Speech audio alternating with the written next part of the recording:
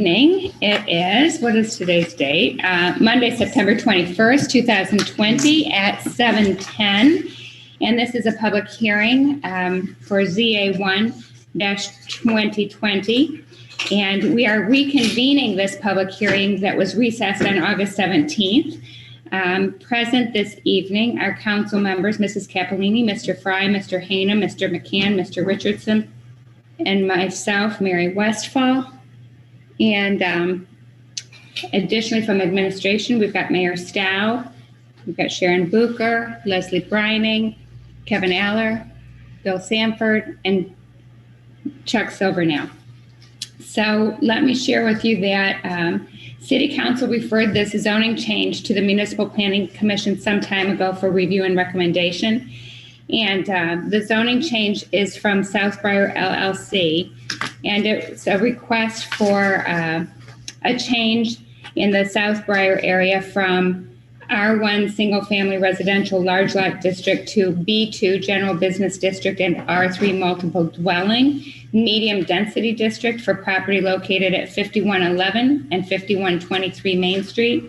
And the change is really in zoning, and lot split request has been made to allow for the building of 3 single-family units and for an expansion to the parking lot of the adjacent commercial center, and they're looking at 21 parking spaces.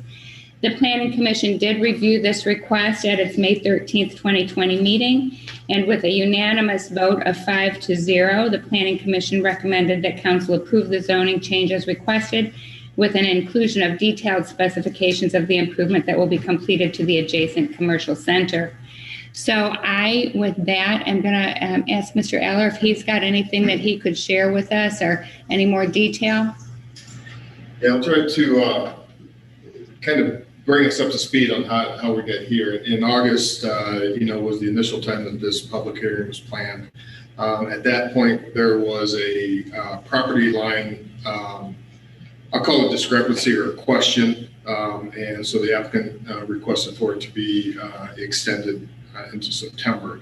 That property line issue has been resolved.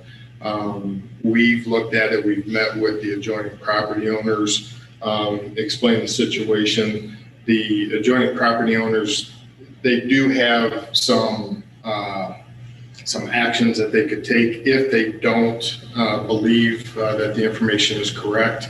But that would be a private property issue. It really wouldn't impact this rezoning one way or the other if that was an issue. The only thing I would change on that is that the side yard setbacks would be reduced, but they still would meet the required zoning setback. So that's really not an issue. We don't believe that there is in there. We believe that as presented, the property is correct in what they've given us.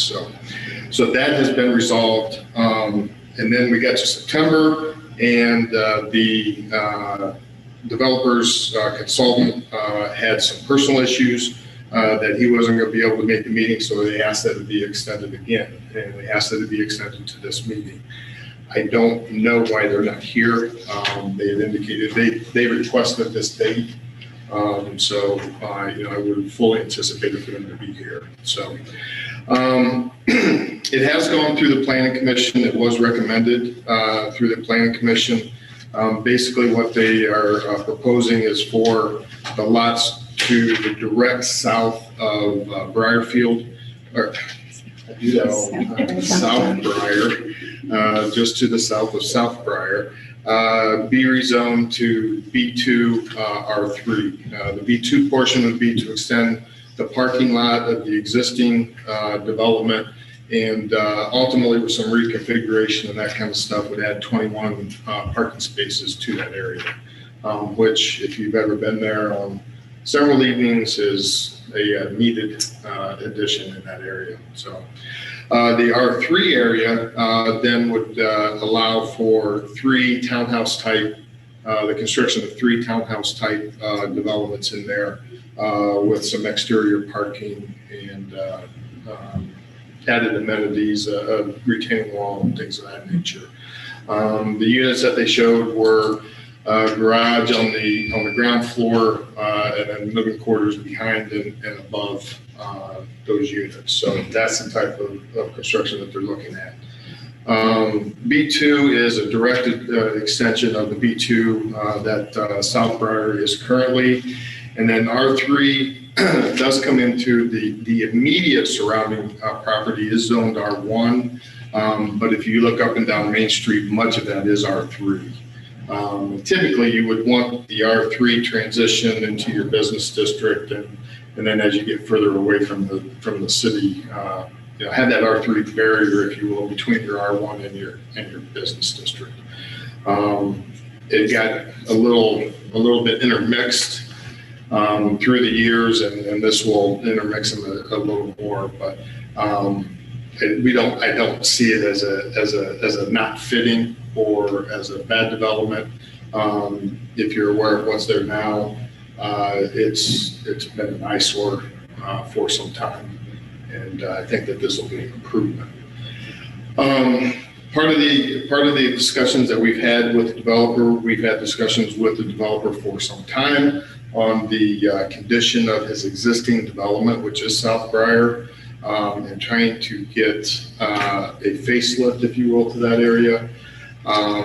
We recently, the last sign application that he brought to us, we denied because the sign did not match our zoning code, and it is our intent to do that on every sign application that might come forward on it from this point on. The way that facade is just doesn't, it's the signage in that area is not what we have come to expect, or do we want to continue to approve that type of signage. But the way the existing facade is, it makes it very difficult to do anything different. It just doesn't allow the developer to really dress it up, if you will, and it does take a pretty large redevelopment of the area in order to accomplish that. The developer has provided us information on his project, including that includes the triplex as well as this area, that indicates that his financing for the project does include both sites. It includes the triplex plus the facade improvements on this property. So, I believe that we're accomplishing that. We still have to poke and prod, but the zoning on itself, we would be in favor of that. And that's about all. That's the information that I have for you. Mr. Allard, does the drawings that you have down here, are they really representative of what they're planning, or that was just some general idea that was kind of thrown out there? It's a general idea. They're still working on it. They had hoped to have these further along. I can tell that this is they've at least taken it, this is at least the Southbriar location. It's not just some other location. But there's it's very general in nature, I would say. We have not seen any final plans, and frankly wouldn't expect to see anything final unless they know that zoning project is going to go through, and then they package everything together. But they would have to present those plans to you prior to actually moving forward. Yes. I'm just curious. I see a gentleman sitting out there. I don't know Mr. Orbitz. Could that be him? No. Okay. Sorry about that. Nope. Okay. Any other? Well, let me say for the record that we don't have anyone present in chambers to speak in favor or against this zoning change. I don't believe there's anyone online, Mr. Sylvania. No. Nobody online. So what I would ask is if council members have questions of Mr. Allard or comments, thoughts about this recommended zoning change. Quick comment. Thank you. It's if they actually go forward with all of it, it's going to be amazing because it has been an eyesore for a number of years. So great work. Hopefully it's really going to work out. Kevin, can you give just a brief overview of what as far as the current, what specifically about the way it currently is against our sign code, just for my reference? The signage that goes all the way across, the way our sign code, it limits the percentage of the frontage of the buildings. And the current signs extend face to face, and end to end. Do you know what's the percentage is that it should be? Or I believe it's 60%. 60%. Yeah. So were those grandfathered in, or did they just kind of get pushed through without? Yeah, I'm sorry, I didn't mean to interrupt. No, it's fine. Go ahead. I think they were kind of grandfathered in. The ones that were existing were grandfathered in, and then when they got replaced with new businesses, they just put the same thing back in. Without approval, I'll add. Yeah. We had been, some of them, yes. We had been working to try to get that resolved, but finally we just stopped approving signs because there's not much that the way that those are mounted, there's not much that the developer can do with it. I will admit that, but we've been working to try to get this facade changed. Sure. So. The drawing is submitted shows that he's going to reface the building with a drive-in type material, which is fairly light, and then use channel letters or something like that going across, rather than an internally lit continuous band of signage. Yeah. This is Doug. My understanding, though, is that all those signs were approved at one point or another, and I think and Kev, I mentioned this to Kevin the other day. What we really need here is we need the developer to talk to his tenants and get the tenants to sign on to abandoning, these. They're kind of garish signs, but I think they're signs that have all been approved at one point or another. I don't think any of them were erected without approval. Is that right, Kevin? I don't know if each and every one. I do know that some of the ones, there was a time frame where two of the business locations in there, it was like a revolving door, and we had people in and out of there so fast, and so I think there were a couple of them that they never came and got approval through the Board of Architectural Review. But again, they didn't put up anything bigger or even smaller. They just replaced the existing panel. So I don't think they did anything intentional. I think some people just aren't aware. From that facade that you've got there, it does look like there's some more standard signage potentially coming from his perspective. I think certainly we know that's not final, but that can be a conversation you can have with him. Yeah, that'll be the conversation. Once we get further into this, it'll be, it's, like Marco's Pizza. They're not, if that were to go in there, they're not going to allow just pizza. They're going to allow Marco's Pizza. But that can all be standardized size-wise. Are they internally lit, or are they lit from the bottom? Those are the kinds of things that we can get those standardized so that the whole. And we'll need David to impose those on his tenants, with each renewal. And he needs to do some marketing to his own tenants on that. Yep. That it's in their best interest to upgrade that plaza with some consistent signage that will make the whole development look better. So we really need his buy-in, and then we need him to sell it to his tenants. Context and history on the computer store that is will no longer be there. That sign went up, and then we found out about it. It did not conform and would not have been approved. We granted a year on a sign. Mayor, is that? Signs. That's a while ago. Yes, a temporary sign permit for that. And the understanding that the facade would be started to be developed or changed. Again, I'm speaking from the planning commission while I was on there. So this is welcome if it happens. And I would be definitely for it to change that and make the appearance better and conform with the signs. Speaking with another business owner there, they would welcome the change and to put a new sign up, but they want the facade change also without changing their sign. So I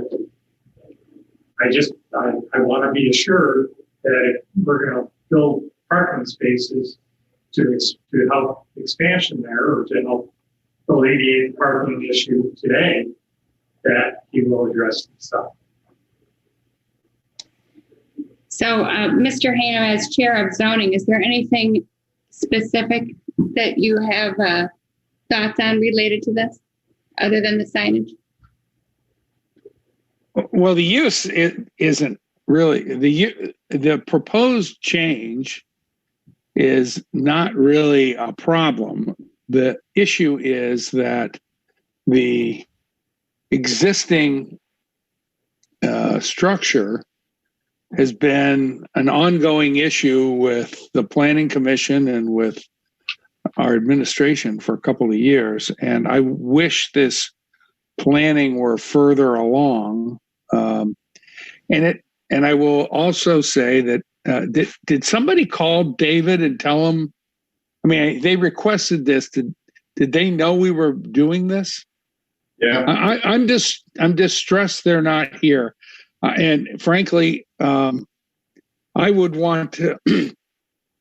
I mean, my preference would be to hear from David and George Orvitz directly before we voted on this change. And I know we've kicked it a couple of times, but I mean, I would like to get I'd like more information about the facade drawings that, that we've got. I know I talked with Kevin about this last week, and I mean, I don't want to be a barrier to, a good business development plan. And I think the sad thing is that the zoning change that they sought will, I think, significantly improve the parcel that we're talking about.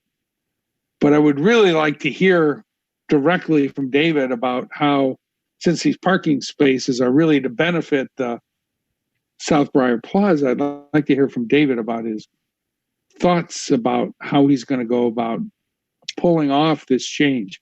Because I'm guessing that, even if we went back and tried to enforce the few signs that aren't approved, we still have a mess, kind of. I mean, still have a very garish group of signs that have been approved over the years. And we really need somebody's we need cooperation and assistance to get that fixed. We're not in a position to just exercise our zoning enforcement authority and make that happen. So some very good points, Mr. Hanum, and I think based on those comments and some discussions that I have had in advance of this meeting with the law director and with the mayor, it may be appropriate for us to go into recess again on this public hearing and reschedule for a time when Mr. Schmidt or his representative can be present to help reassure us of what his intentions are, and so he can inform us on these questions. That's fine. Okay. I'd be supportive of that, and I'm not tying the one to the other. This is not. I mean, I understand these are separate considerations, and I'm not tying the facade upgrade to the rezoning issue. I would just like to hear what the big plan is, and before we move forward, and we can't really hear the big plan if we just approve this zoning change. I mean, it all kind of goes into the abyss again. So I think that's very appropriate. So with that, I would ask if there's a motion to recess this public hearing until Monday, October 5th at 7 p.m. So moved. second. Capellini, and seconded by Mr. Hanum. So with that, this meeting stands in recess until October 5th. And I thank you all. I think they're good questions and good discussion. Oh, yeah, wait, all in favor? I forgot to ask that. All in favor? Aye. Any opposed? We need that. All right, all set. Thank you very much. So the public hearing adjourns at 7:30.